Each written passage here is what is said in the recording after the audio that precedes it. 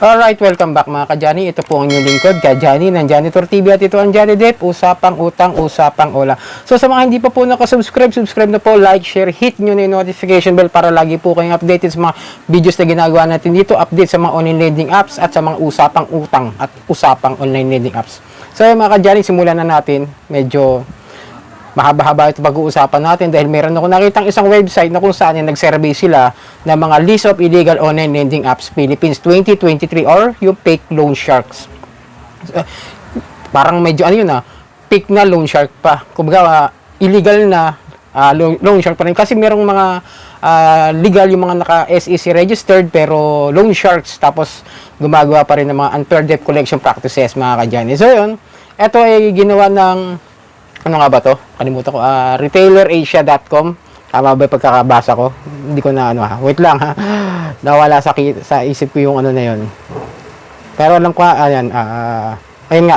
RetailerAsiaOnline.com. Ayun sa website na ito. Ito yung kanilang 10 fake loan shark nitong November 27, 2023 lamang po nila ginawa. So ito, yung ayon sa kanila ay are you struggling to find a list of illegal online lending apps Philippines 2023 to avoid harassment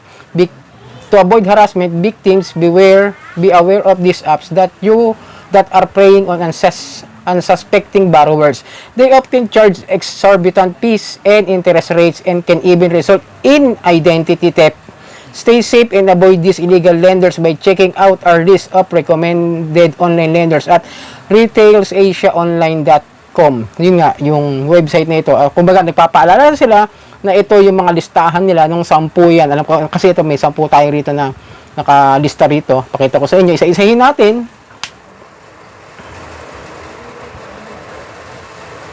So ito, Summary of Illegal Online Lending Apps Philippines, List of Illegal Lending Apps Philippines 2023. Number 1, Cashwheel, Illegal Online Lending Apps Philippines.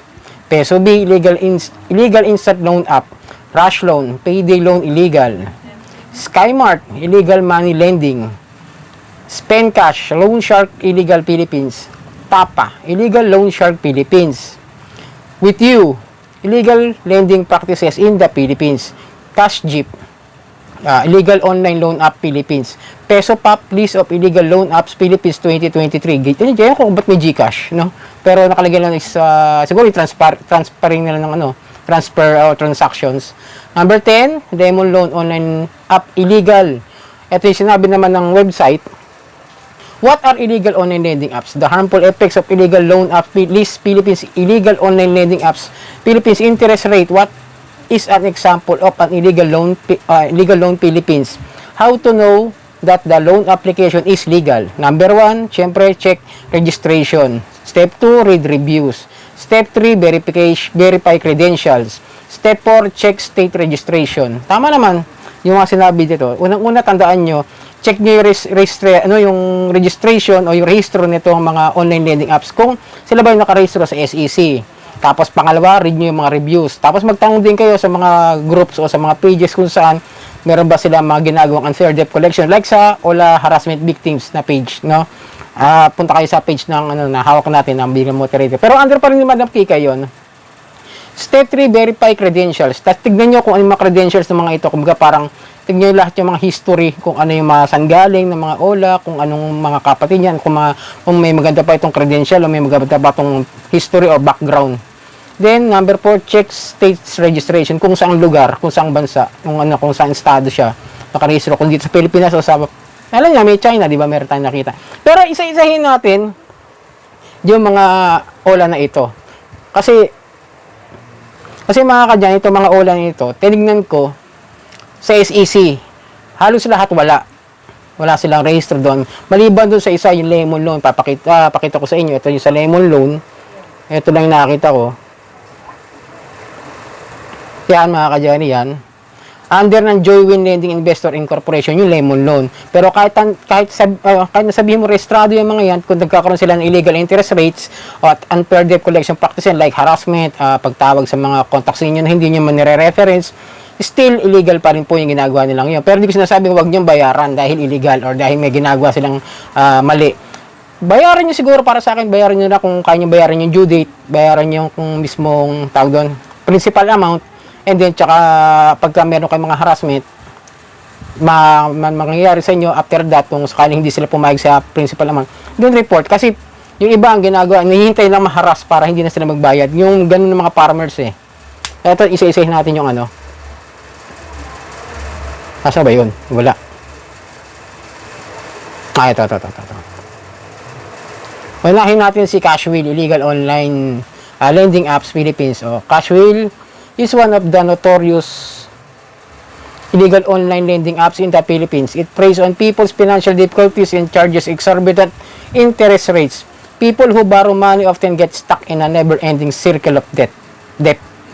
So yun, ito yung mga pros and cons nila. Kumbaga, mga magandang tignan o magandang bahagi o yung mga positive sides ng OLA. Ito yung quick approval process, minimal documentation. Pero yung cons nila, yung mga sablay nila, yung mga negative na bahagi nila is exorbitant interest rates, hidden fees, aggressive debt collection. Yung siyempre nangaharas, di ba? Then, sunod tayo sa bagong isa yung number 2 nila, yung Peso B, illegal instant loan app. Ito, ang Peso B, going as an illegal instant loan app, has managed to deceive many individuals seeking quick financial relief. However, it employs predatory lending practices, trapping borrowers in high interest loans and hidden fees. At yung kanilang positive side, ayan, yung fast loan disbursal at user-friendly interface. Yun lang naman mabilis magpalabas ng pera yun, di ba? Siyempre, yung mga ilang minuto lang may andyan yung pera. Pero yung negative nila is high interest rates, unclear terms and conditions, unauthorized data sharing. Kumbaga, hindi malinaw yung terms and conditions na binibigay nila sa inyo at yung unauthorized data sharing. Yung mga data natin, binibigay nila kung kani-kanino mga ibang mga online lending, mga OLA. So, yung pangatlo natin is yung rush loan. Wala rin yan sa SEC ha. Tandaan nyo yung lemon loan lang yung nakita kong naka-SEC register. So, ito yung sabi na payday loan illegal. Promising easy payday loan illegal, rush loan lures desperate borrowers into its trap. The astronomical interest rates and short repayment terms can push borrowers into even deeper financial distress. Ibig sabihin, ibabaon ka ng ibabaon sa utang niyan. At ito yung kanilang positive side is yung instant cash, no credit check. Kumbaga, hindi nila kailangan tignan yung credit history ninyo. Pero ano yung negative side nila? Astronomical interest rate, sobra-sobra at pagpataw-pataw. Yung short repayment windows, kumbaga parang, short repayment windows. Maigsing panahon lang ibibigay nila sa iyo. Lack of transparency. Hindi nila sinasabi kung ano ba yung mga dapat malaman ng borrower doon sa kanilang utang. Number 4, mga kadyani, Skymart illegal money lending. Skymart is an illegal money lending which exploits the financial vulnerabilities of individuals by offering loans with hidden charge and exorbitant interest rate. Borrowers often struggle to repay and end up paying much more than they borrowed. Yung sobra-sobrang hiniram mo tapos babayaran mo na sobra-sobra yung interest rates. So, yun yung pros. Yung easy accessibility, no collateral required. Yung walang kailangan ng mga ATM, yung mga ibang mga kailangang ID, yun lang. Tapos napakabilis nilang mag-access sa mga OLA nila. Pero wala to kahit sa Play Store, tinignan ko wala rin itong mga ito ha. Predatory lending practices. Ito yung mga negative ha. Harassment of borrowers, misleading advertisement. Yun. Siyempre maraming mga misleading advertisement dyan, yung mga ads nila. Kahit dito sa may channel ko, puro mga misleading advertisement yung lumalabas, yung mukha-mukha, minsan dyan.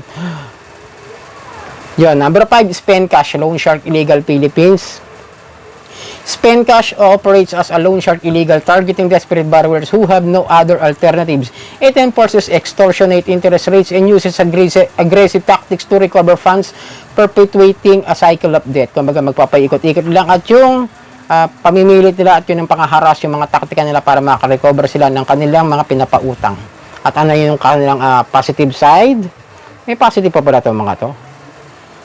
Minimal eligibility criteria. Kumbaga, hindi masyadong kailangan nila ng mga maraming information sa'yo. Quick application process. Yun, napakabilis din. Ganun din ang iba.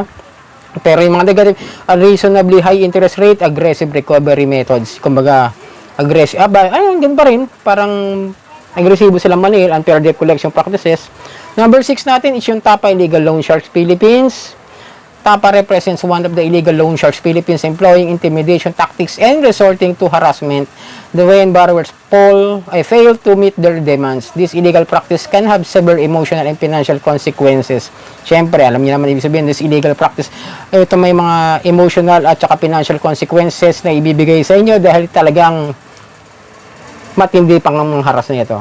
So yun, ito yung pros niya, wala siyang positive, pero marami siyang negative, unreasonably high interest rate, harassment, complete disregard of lending regulation. Lahat hindi nila sinusunod yung mga regularities nila.